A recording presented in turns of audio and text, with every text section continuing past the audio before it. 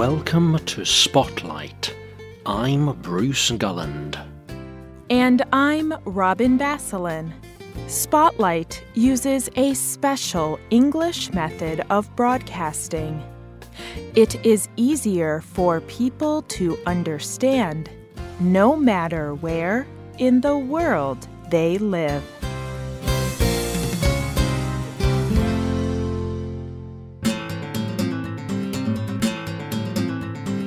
I know it is a big step.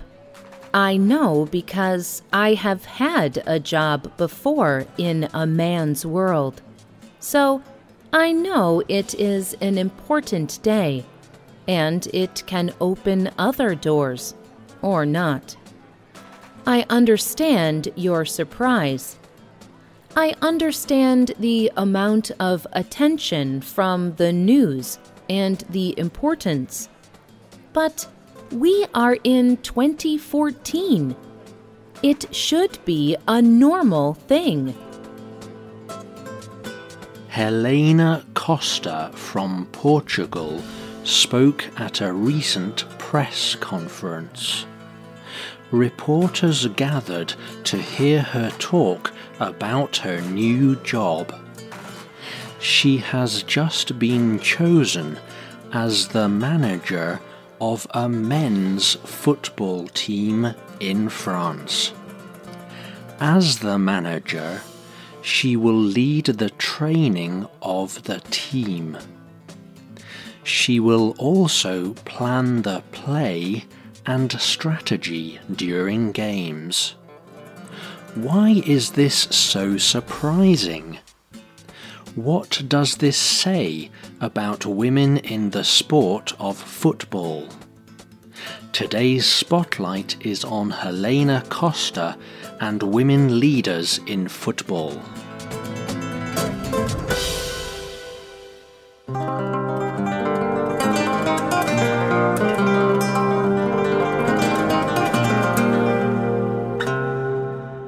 Helena Costa was born in 1978 in Portugal.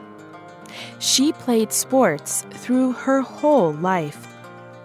Her first big job in football was as coach of Portugal's Benfica team. This team was made of young men under the age of 18. Costa's team did well. They won the Lisbon Regional Championship. Costa later coached the national teams of Qatar and Iran. But these were women's football teams. As the manager of Clermont Foot 63, she is the first female coach of a professional men's football club in France. Many women's teams have male coaches, but it is not common for a woman to manage a man's team. There are 5 main football leagues in Europe.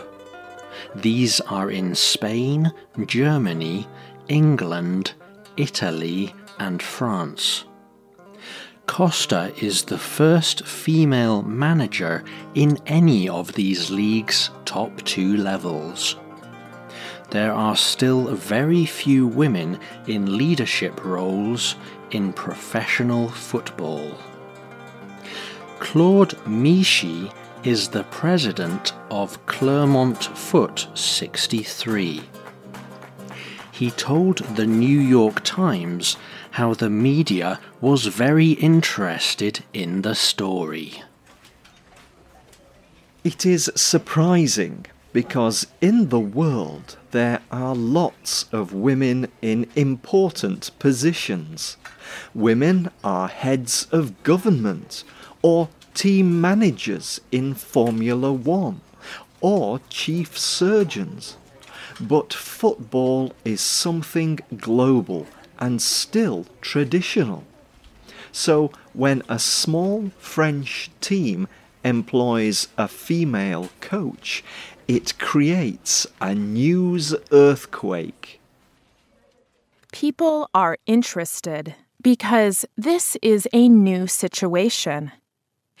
People are also interested because they think it will be too difficult for a woman to coach a men's team. They see a problem because the coach often talks to the players while they are changing their clothes. Some people also wonder if women have enough experience playing sports to be good coaches. And they question if male players will respect a female manager. Emmanuel Imoro plays for Clermont. He told the French newspaper L'Equipe how his team reacted to the news. We all thought it was incredible. After the team discussed it among ourselves, some laughed. Others a bit less. Honestly, it was cool. There was no big problem. We made some jokes. We wondered how she was going to manage a group of men, if she was going to be able to have authority. But Costa has a lot of experience. She has not just been a coach. She has also worked as a scout for the Scottish team Celtic. She looked for new, good players. She has a master's degree in sports science. And she has a UEFA A license. This proves that she is able to coach the top level of football teams.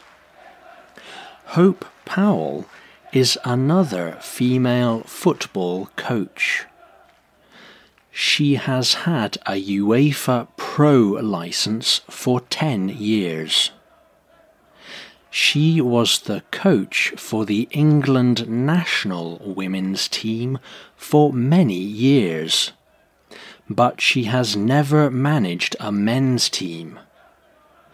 Powell tells the Mirror that this does not mean that women cannot coach. She says, "Take the name away, or the sex away, and it is the same job.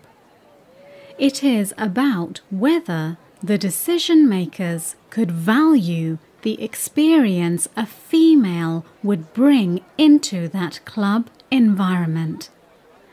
Can women do it? Of course we can. It would present a different set of difficulties, such as the news media. It would be such a story. People would watch that person very closely. If she was not successful, then everybody would say it proved the point that women cannot manage men's teams. But how many male managers fail in men's football?"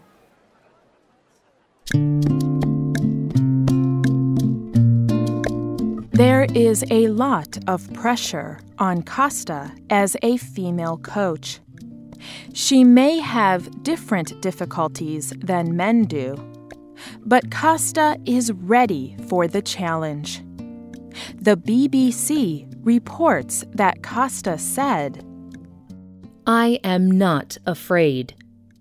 If I did not think I was able to do this, I would not be here.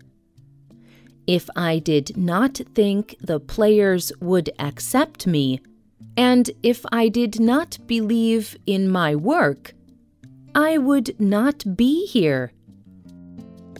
Costa is now a symbol of hope for young women who want to work in football. She is not the only woman leader in football, though. Another role model for women in football is Karen Espeland. She was the first woman on the UEFA Executive Committee. Espeland talked to the Guardian newspaper about the future of women in football. We are making progress. New programs such as the UEFA Leadership Programme for Women will play an important part, but it is clear that we still have more work to do to ensure that women are able to be the best that they can be within our game. Many people think that we will see more and more women in high-level roles in football. Helena Costa told the New York Times that other women are also working very hard.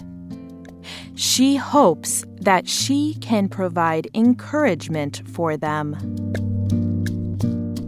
This is about more than Helena Costa as a football coach. I think it is very good for all the women in sports, especially in football, of course.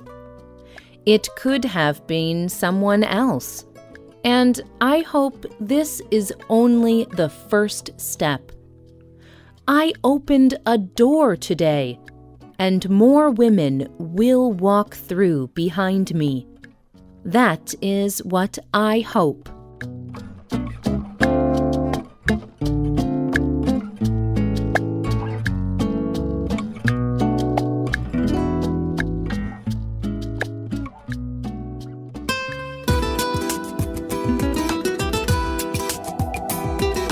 The writer of this program was Rena Dam.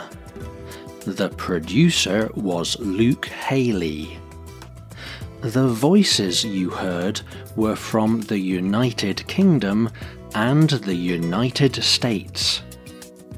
All quotes were adapted for this program and voiced by Spotlight. You can listen to this program again and read it on the internet at www.radioenglish.net. This program is called Women in Football. You can also leave your comments on our website, or you can email us at radio@radioenglish.net. You can also find us on Facebook. Just search for Spotlight Radio. We hope you can join us again for the next Spotlight program. Goodbye.